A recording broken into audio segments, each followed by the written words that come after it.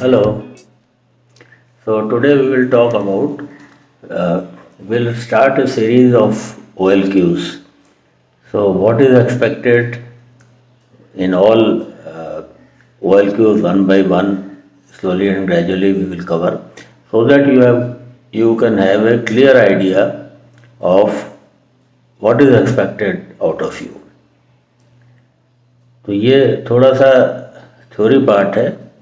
It may not be as interesting as other things, but knowing the theory part, understanding will certainly help you.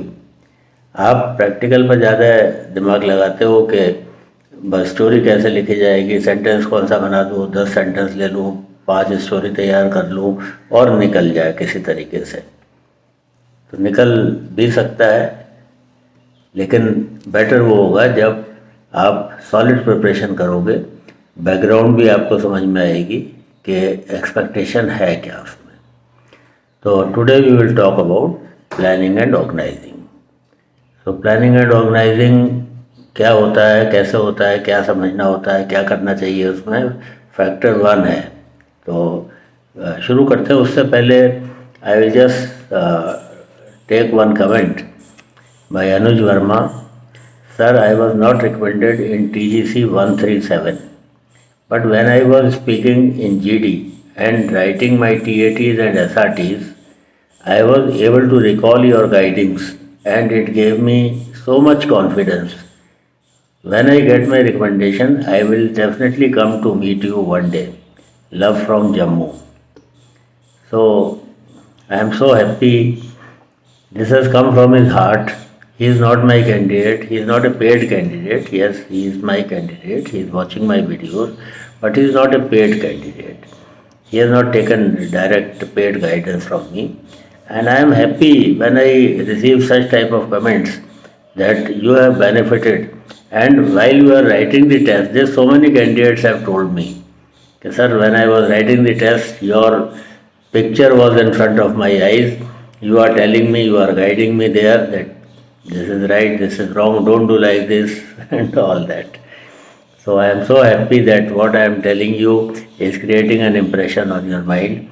And thank you, Anuj Verma. Thank you for your kind words. I feel very happy and proud that you have respect for me and you have learned from whatever I have taught you. Thank you so much.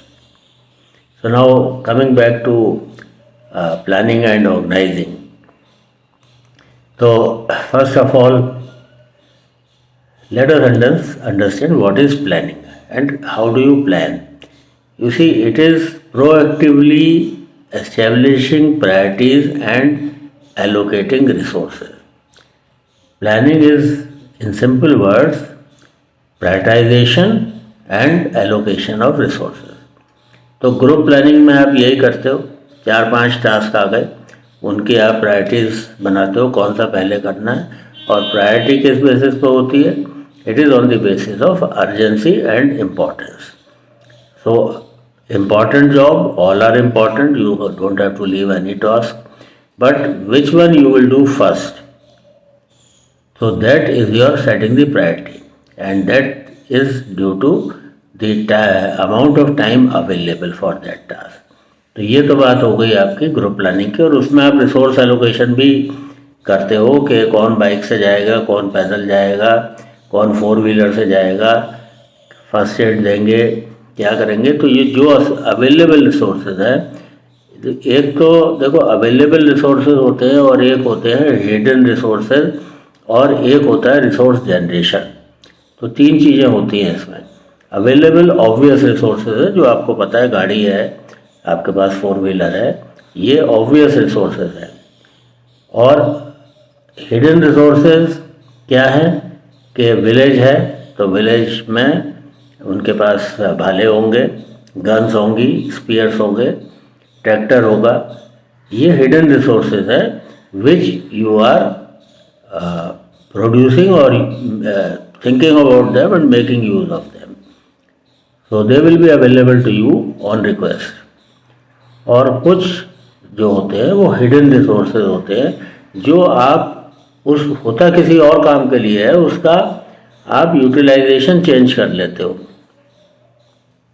जैसे कहीं पर आप जा रहे हो और कोई some monkey comes और some bull comes, you are going on a road, वो आपको अटैक करने के लिए आता है, तो you have no nothing, you have no weapon in your hand, और यहाँ पर कोई हिडन रिसोर्स भी ऐसा नहीं है जिसको अनवील कर दो आप।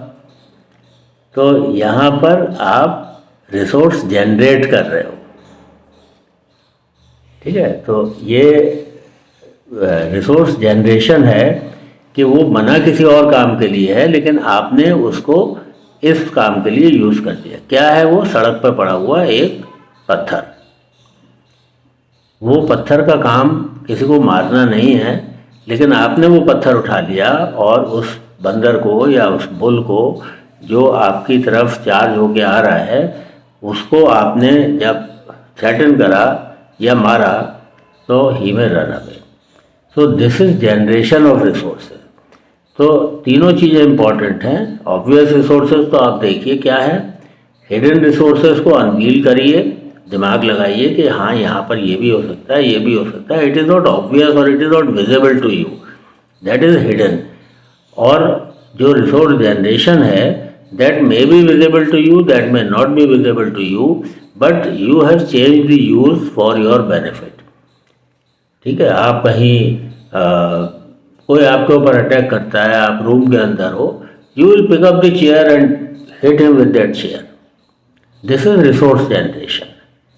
तो रिसोर्स जनरेशन जब आप करते हो तो उसकी वैल्यू ज़्यादा है। तो ये आप रिसोर्सेज को समझ लो। अब प्रायोरिटाइजेशन तो आपको पता ही है कि प्रायोरिटाइज कैसे करना है, क्या करना है। मैं पहले भी बता चुका हूँ कि जिसके लिए टाइम कम अवेलेबल है, that is threat to human life, immediate threat to human life, जो बहुत सीरियसली इंजर्ड है, वो फर्स्ट प्रायोरिटी हो जाती है। तो अब इन्हीं सब चीज़ों को हमने टीएटी में भी ट्रांसफ़र करना है। आप ये मत सोचो कि मैं जो बता रहा हूँ that is applicable for group planning, that is planning only. For example I am telling you कि ग्रुप प्लानिंग में आप कैसे काम करते हो। तो ये प्लानिंग है, प्लानिंग एंड ऑर्गेनाइजिंग है, prioritisation and use of optimum और best use of available resources और रिसोर्स एलोकेशन। और यही बिजनेस में और बड़े बड़े इनमें भी होता है। So how does it help you? It helps you to get the work done accurately without wasting money and without wasting time. तो हम गलती करके सीखें, उससे अच्छा है कि पहले प्लानिंग में हमारे वो सारे एस्पेक्ट्स इंक्लूड होने चाहिए जिससे हमें कॉस्ट उसकी पे ना करनी पड़े, महंगा ना पड़े हमको गलती करना।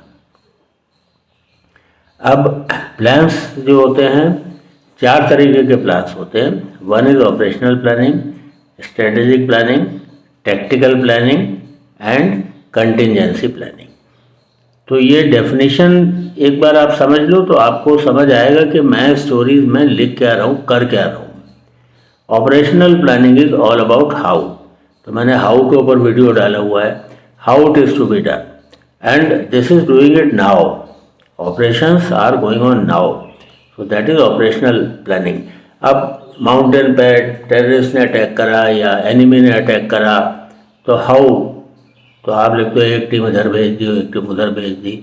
वो हाउ मैंने जो वीडियो डाला है वो देख लेना कि हाउ एक वर्कर लेवल का हाउ है या मैनेजर लेवल का हाउ है कि लीडर लेवल का हाउ है। तो operations is all about how. Then comes strategic. Strategic planning is long term planning. तो मैं आपको वीडियो में भी बताया है और बाकी जो गाइडेंस मुझसे लेते हैं उनको भी यही बात बताता हूँ कि आपको एक शॉर्ट टर्म प्लान और एक लॉन्ग टर्म प्लान, जहाँ पॉसिबल है वहाँ 2 प्लान बनाने हैं। तो tactical is short term plan and strategic is long term plan.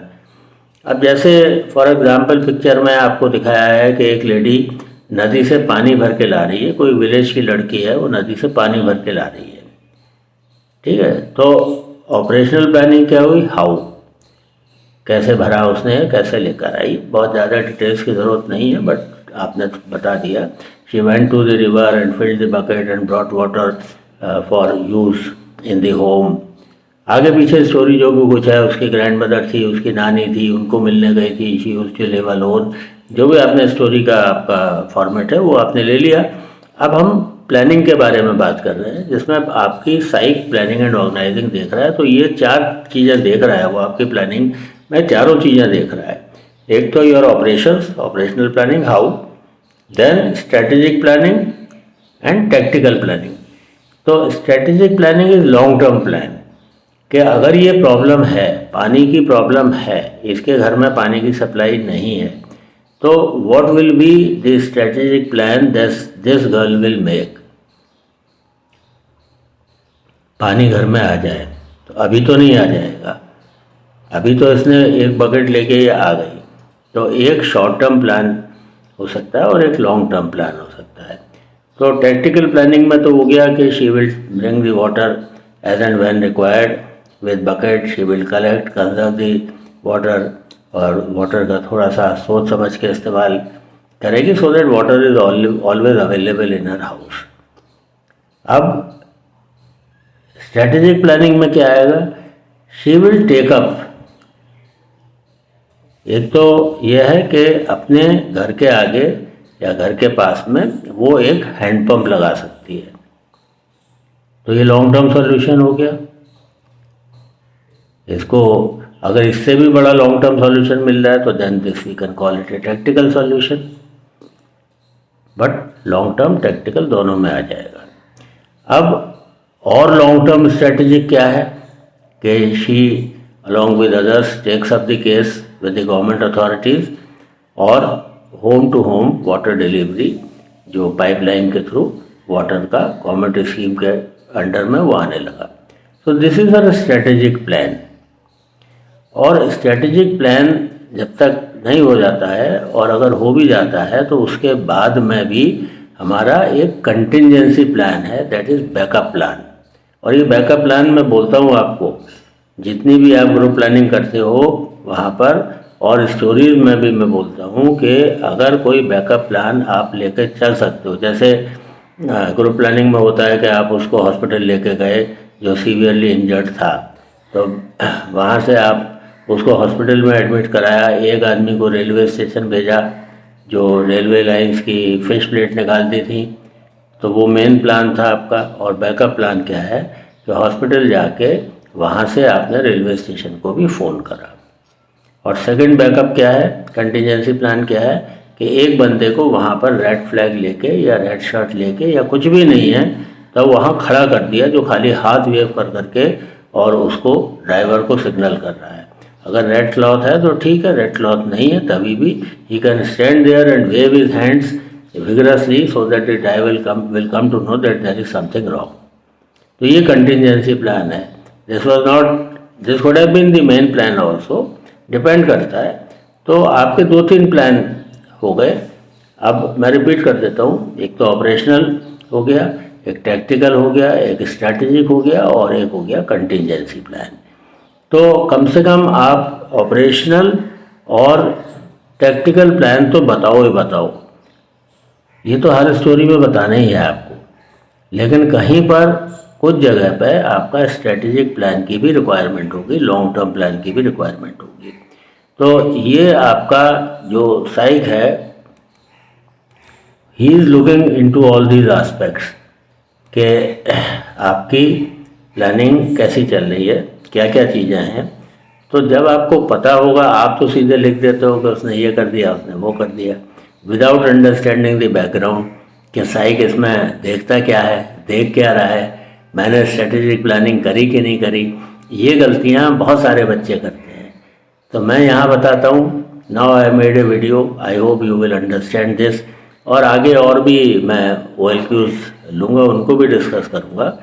And if you have like this, you think this will benefit you, then write in the comment box and tell me that should I continue with this, making videos, more videos on OLQs, what is seen and how you are judged and what is expected out of you.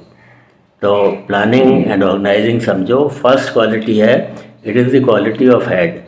जो पहली 4 factor 1 में जो qualities हैं, effective intelligence, planning and organising, reasoning ability and power of expression, these are called the qualities of head और brain.